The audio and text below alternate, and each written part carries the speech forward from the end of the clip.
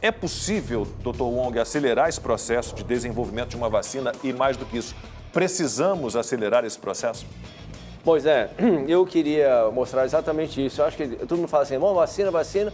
E realmente, vacina, como já dissemos outra vez, muitas vezes, fez a grande diferença para a humanidade.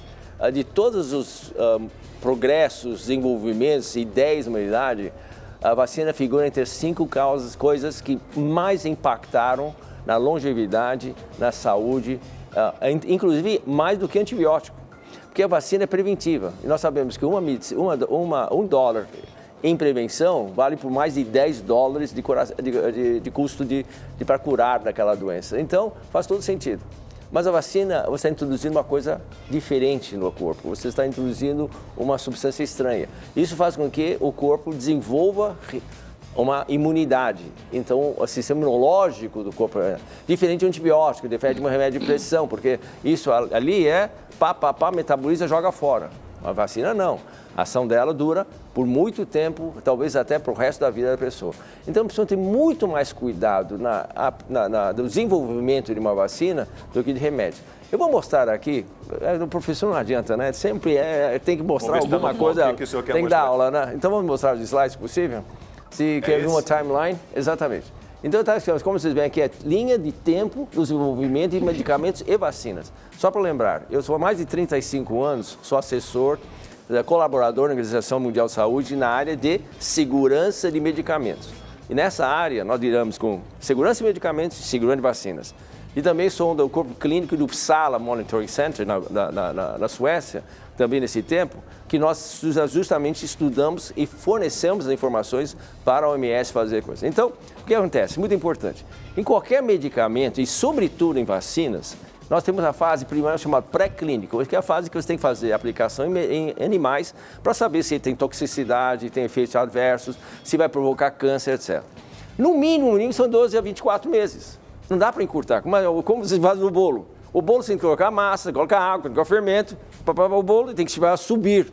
Não tem como encurtar A história isso. do bolo é muito interessante, uma analogia feita pelo Dr. Alessandro Loyola. Ele diz que você pode montar a melhor cozinha do mundo, com os melhores equipamentos, né, os melhores utensílios, os melhores ingredientes, pode botar uma equipe de 20 cozinheiros para fazer esse bolo. Na hora que ele vai para o forno, não tem jeito, meia hora, 40 minutos. Você não vai acelerar esse processo, né? Exatamente. Então, a minha fase aqui é a fase que você está misturando o bolo antes de colocar no forno, etc. Mas é exatamente isso.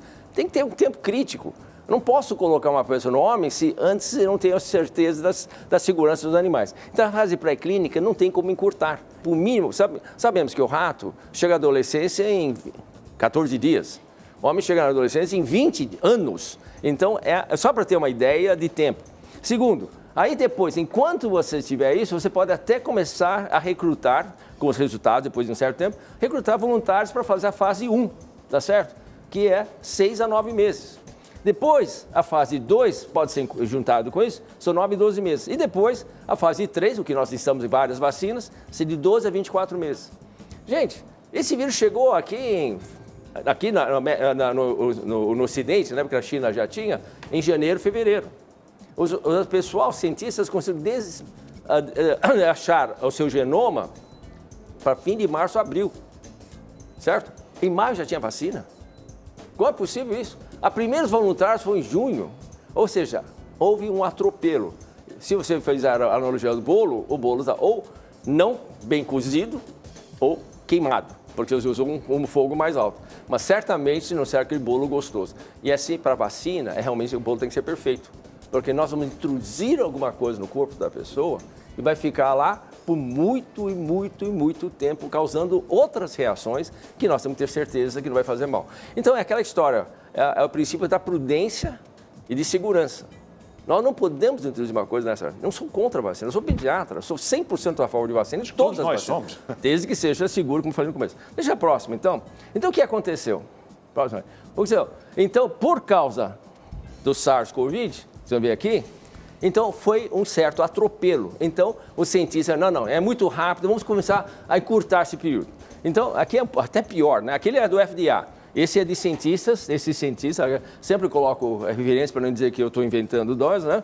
Tá certo? Olha aqui, posso encurtar de 5 a 10 anos ou 12 a 24 meses? Vou encurtar para 6 a 9 meses. Só que numa fase Se eu tiver bons resultados, eu posso então já começar com a fase 1. Mas a fase 1, também, fase 2, 3, também são 6 a 9 meses. Junta. Um mínimo de 12 meses, um máximo de 18 meses nessa fase encurtada, tá certo? Para desenvolver a vacina. E com isso, depois, então, na fase 4.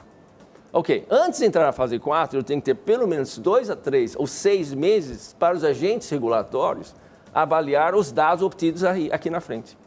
Então, quando eu falei, e aqui é um desabafo, eu fiz uma entrevista para a lei da NAGRE e falei assim, houve fase pré-clínica, certo? E, na realidade, o que eu quis dizer é que não houve a fase pré-clínica adequada. É a mesma coisa um carro. Um carro tem 4 rodas. Você coloca uma roda em um carro, ele vai andar? Não. Então, não houve uma fase pré-clínica adequada de segurança. Essa é a fase mais importante. Então, é isso que é muito importante. Nessa pressa de desenvolver a vacina. Ontem tive uma conversa, eu inclusive, na comissão lá da Câmara dos Deputados, nós discutimos isso. Não existe uma vacina segura, eficaz, nessa altura dos acontecimentos, porque não passamos por todas as fases. Só a próxima. Quais as várias formas de vacina que nós temos hoje? Então, são 8 tipos diferentes. Então, a primeira é alterar o vírus. Nós já sabemos que isso é normal em todos, mas é aqui para o Covid. Então, ou nós podemos um vírus atenuado ou um vírus inativo, que é o Sinovac chinês. Outro é pegar pedaços do RNA do vírus, colocar capsulado e injetar. Outro é usar um outro vírus, que é o sistema do Oxford, certo? Você usa um outro vírus, ADN, né, adenovírus, colocar lá dentro um pedaço do RNA do vírus e injetar. E o último é pegar um pedaço do RNA do vírus, ou DNA do vírus, e injetar isso diretamente. São essas formas que tem. Próximo. Ok. Então, aqui não traduzi tudo, mas então nós temos 8 sistemas diferentes. Vírus inativo ou atenuado. O atenuado é o tipo do pólio, do sarampo, e esse aqui é do Sinovac. O vetor viral é o do Oxford, replicante, quer dizer, ele multiplica para aumentar. Então, a quantidade de material viral é muito maior, certo? Você pode injetar o RNA, esse ainda não tem nenhum no mercado, não tem nenhum na fase clínica ainda. E essas aqui também não tem nenhum. Então, essas são as principais. A Johnson está usando um tipo desses aí. Ok, só para voltar atrás. Então, eles fizeram uma pesquisa para as empresas farmacêuticas. O que eles fizeram de pré-clínica? Tem uma indústria farmacêutica, não vou dar o nome, e usou um único macaco rezo para fazer a fase pré-clínica. Depois de 2 semanas que o rezo não morreu, estava tudo bem, então agora passou para a fase pré-clínica. Isso é possível? Ele confessou isso. Todas as outras empresas que fizeram fase pré-clínica, foi publicado, Paulo? Nada. Até agora não vimos nenhum trabalho científico sobre os resultados da fase pré-clínica em animais. Não está publicado. Então, como é segurança? E todos, é rito de publicar tudo isso. Bom, próximo.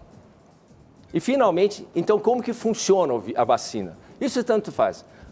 Injetar a vacina, que é uma parte do vírus, ou o próprio vírus, ou então a própria doença. É a mesma coisa, só que a intensidade é um pouco diferente. Então, nós temos agentes infecciosos, nós temos bactéria, ou vírus, fungos, etc. Então, ele usa 2 tipos de resposta humoral. Uma resposta humoral, através de células B, que produzem anticorpos, dos plasmócitos, e aí tem os anticorpos, A, G e M, tá certo? Tem um E também, mas não entra nessa história. O A é muito importante, ninguém fala dela, mas de qualquer forma, essa é chamada resposta humoral. E a outra, mais importante, é a imunidade celular, em que, através de células T, que produzem células killer, que é as células matadores, e esses vão agir na célula infectada, e sabe o que ele faz? Ele mata a célula. Ele mata a célula infectada. Além de também matar o vírus também. Aqui também, etc. E usa também chamadas células helper. Então, essa é porque a doença tem a fase inflamatória. Isso é porque a vacina também dá reações adversas. Febre, dor, mal-estar, às vezes uma queda de imunidade. É por quê? Porque o próprio corpo reage dessa maneira. E, finalmente, a última. Não sei se estou cansando vocês, mas acho que é uma aula. Depois o Dr. Paulo vai poder falar um pouco também. Tá bom.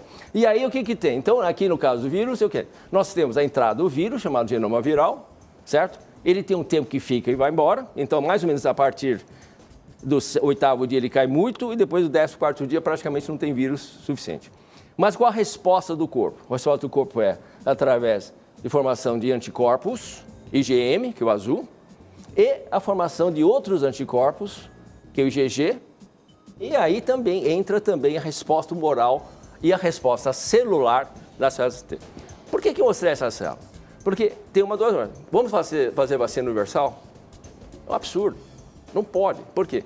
Muitas pessoas já tiveram vírus, já pegaram infectado. Isso são mais ou menos, segundo a OMS, 10% da população do mundo já está infectado.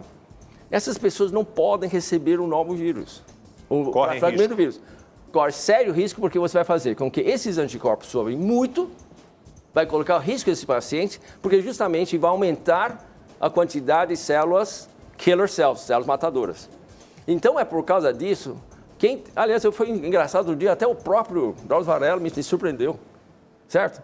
Então a pessoa que teve a doença, se você der mais uma injeção de vírus, você aumenta muito a resposta imunológica e vai agir contra a pessoa. E colocando em risco a vida e a saúde dessa pessoa.